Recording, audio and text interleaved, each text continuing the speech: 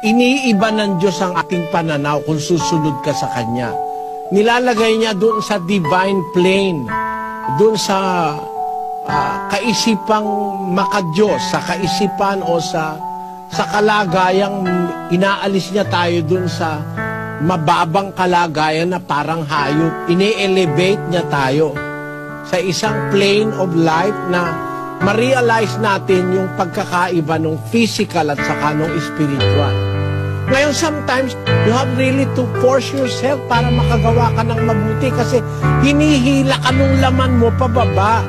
Hinihila ka naman ng espiritu, yung pagkakilala mo sa Diyos, yung pagkatakot mo sa Diyos, hinihila ka naman sa upper level of learning para gumawa ka ng mabuti.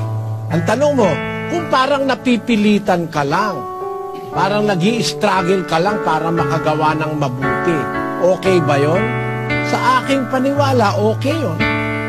Pakinggan mo sa unang Korinto Kapitulo 9:16. Sapagkat kung ipinangangaral ko ang Ebanghelyo, ay wala akong sukat ipagmapuri, sapagkat ang pangangailangan ay iniatang sa akin, sapagkat sa aba ko kung hindi ko ipangaral ang Ebanghelyo. Sapagkat kung ito'y gawin ko sa aking sariling kalooban, ay may gantimpala ako. Ngunit kung hindi sa aking sariling kalooban, ay mayroon akong isang pamamahala na ipinagkatiwala sa akin. Ano ang nararamdaman ni Pablo pag nangangaral siya ng Ebanghelyo? Nangangaral siya kuminsan by his own free will. Kung ginagawa ko ito sa aking sariling kalooban, may gantimpala ako.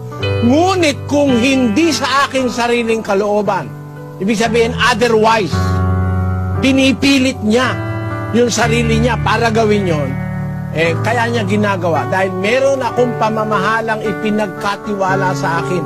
There is a responsibility laid upon me. There is a commitment that is in me. Kaya kuminsan, kailangan, parang ako rin, kaya ako naiintindihan ang ibig sabihin ni Pablo. Naintindihan ko kasi ito sa sarili ko. Meron akong pleasure mangaral. Pangaral ang Ebanghelyo. Wala nga akong tigil Halos araw at gabi nangangaral ako. Kaya lang kapatid, may mga panahon, parang nararamdaman ko, pagod ako. No? Parang nararamdaman ako, weak ako. Nararamdaman ko kung minsan I want to rest, minsan I want to sleep a little. Pero napupwersa ako na wag mo nang umiglip, wag mo nang matulog, wag mo nang magpahinga kahit pagod ako. Parang hindi ko na sariling, kasi kung kalooban ko tatanungin, parang gusto kong matulog. Parang gusto kong magpahinga.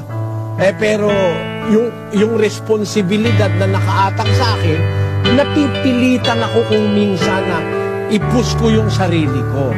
Kaya ang sagot ko sa'yo, okay lang yun kung napipilitan ka dahil sa nasa mong makagawa ng mabuti, kahit napipilitan ka lang paminsan-minsan, tuloy mo pa rin. Kasi pagka napipilitan ka, tinutuloy mo, masasanay ka. Dadating ngayon yung spontaneous na gusto mo na pala siyang gawin, nag-i-enjoy ka ng gawin. Para rin yung nagmamaneho.